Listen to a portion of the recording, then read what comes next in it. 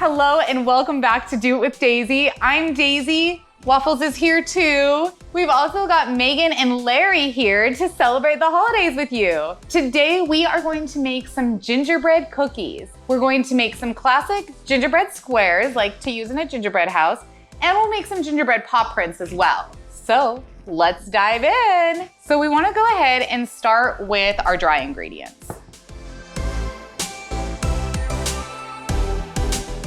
We're gonna start with about 1/2 cup of flour, a little bit more. We might end up being between 3/4 and a full cup. It just kind of depends on how the consistency comes out. But we'll start with 1/2 cup of flour. We'll add more as needed. And then you can't really have gingerbread without ginger.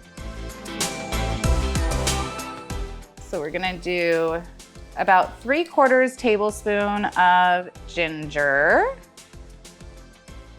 just a dash of cinnamon, and a little bit of nutmeg. All right, so we'll just sort of sift this together. You can use a spoon if you don't like to get your hands dirty. That's acceptable. Right, that's acceptable. We don't need to, this isn't a requirement, but we like to get dirty and have fun. And then I like to create a little bit of a well so that I can add my molasses and milk into there. So we only need about 1/8 cup of molasses. It's a really strong flavor, so take our 1/4 cup and don't fill it more than halfway full. And then we'll add a 1/4 cup of milk. And we're gonna mix this together after we let more of this molasses drip out. If you hold on to that for a moment. All right, and we can also use a rubber spatula to scoop the rest out. It's kind of spicy before it's mixed together. You want to try? Oh, you like that. Oh, that's good. All right, so now we're just gonna mix this together. Should make a really nice shade of brown once it's all mixed together and be a really nice fluidish, kind of like cake batter.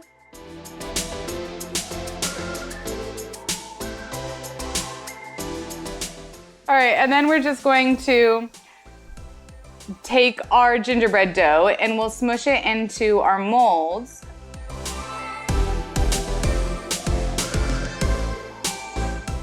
Usually make a bigger batch if you're gonna do all of this. And if you wanna make some smaller cookies instead of making a whole gingerbread house, you can always get some smaller silicone molds and fill those up, whatever shapes you enjoy. We do lots of paw prints around here. All right.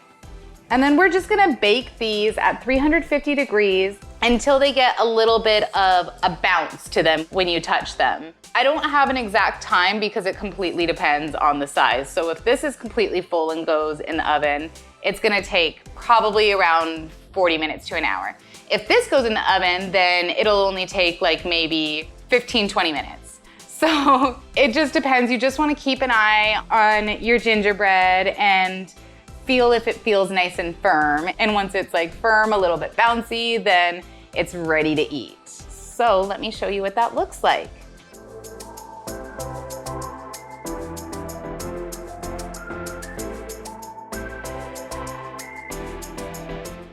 And then when they come out, they are nice and firm. You want to try one? Yep. Ready?